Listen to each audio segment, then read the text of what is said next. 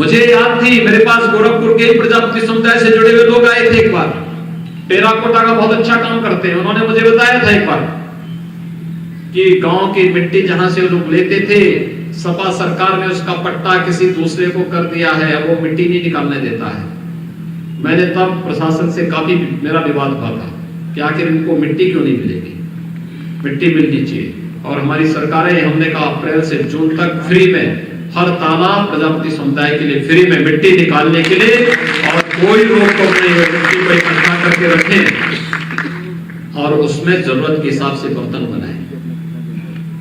आज समाज का एक जीवन चक्र जो चलता है एक दूसरे पर आश्रित होकर के, आज प्रजापति समुदाय से जुड़े हुए बहुत सारे लोग उस व्यवस्था के साथ जुड़ करके समाज स्वयं के स्वावलंबन के माध्यम से समाज के स्वावलंबन का कार्य कर रहे हैं। भाइयों बहनों, एक पक्ष यह आर्थिक पक्ष और दूसरा पक्ष जो हमारा धार्मिक पक्ष है।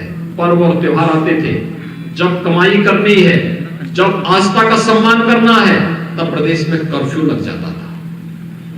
कर्फ्यू, दंगा, बड़े बड़े दंगे, क्योंकि पिछली सरकार की फितरत ही दंगों में थी। वे दंगाइयों को प्रश्रय देती थी, वे दंगाइयों को हर प्रकार से प्रश्रय देकर के आगे बढ़ाने का कार्य करते थे।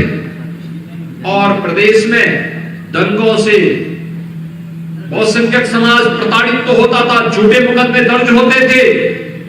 जो मूर्ति बनाता था उसकी मूर्ति नहीं बिकती थी, जो दिया बनाता था उसके दिया तोड़ दिया जाता था, और उसके बाद पर्व और त्योहार को अंधेरे में धकेल दिया जाता था।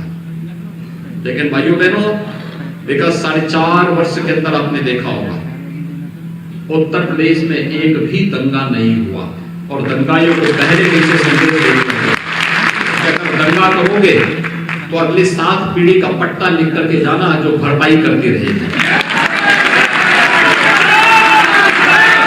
और भाइयों बहनों, दंगा नहीं हो सकता प्रदेश में।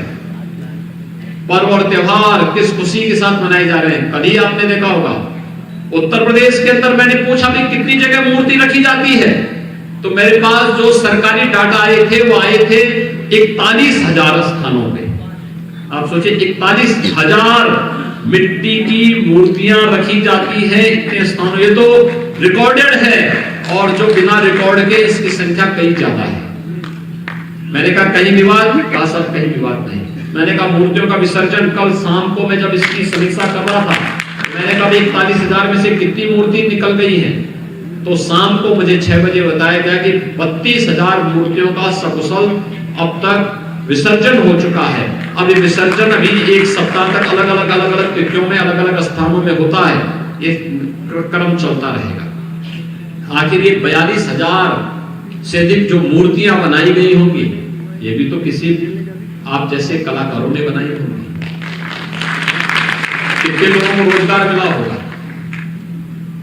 और रोजगार उसी में नहीं, रोजगार दीपक भी जले होंगे, उसमें भी रोजगार मिला होगा। जिन लोगों ने सजावट की होगी, किसी ने कपड़ा, किसी ने वहां पर श्रृंगार के लिए सामग्री, किसी ने कुछ अन्य सामग्री, कितने लोगों को रोजगार मिला होगा। कलाकार जो आए होंगे, मूर्ति को आरती गाने के लिए भी, पूजा करने वाले को भी काम मिला होगा, वहां पर बिजली लगाने वाले को भी काम मिला होगा, पंडाल लगाने वाले को भी इसी बहाने काम मिल गया होगा। कितना जीवन चक्र बना हुआ है, इतने लोगों को रोजगार के साथ जोड़ने का एक माध्यम ये बना होगा। और ये रोजगार का माध्यम बनने के साथ साथ सकुशल पर्व और त्योहार किस तरीके से संपन्न हो रहे हैं, आपने अभी विजयादशमी को देखा होगा, नवरात्रि में देखा होगा, शारदीय नवरात्रि का पर्व कितनी भव्यता के साथ, कितनी सुंदरता के साथ, यानी आपके उत्साह और उमंग के सामने कोरोना भी फेल हो गया। पूरी दुनिया को तबाह करने वाला कोरोना आपके उत्साह और आपके उमंग के सामने फेल होता हुआ दिखाई दिया, जब शारदीय नवरात्रि को और विजयादशमी के इस आयोजन को पूरी भव्यता के साथ संपन्न करके उत्तर प्रदेश ने बता दिया कि नहीं, अगर उत्साह और उमंग है, हम सभी नियमों का पालन करेंगे, तो कोरोना अपने आप फेल हो जाएगा। भाइयों बहनों, आज यही कहने के लिए मैं आपके बीच आया हूं।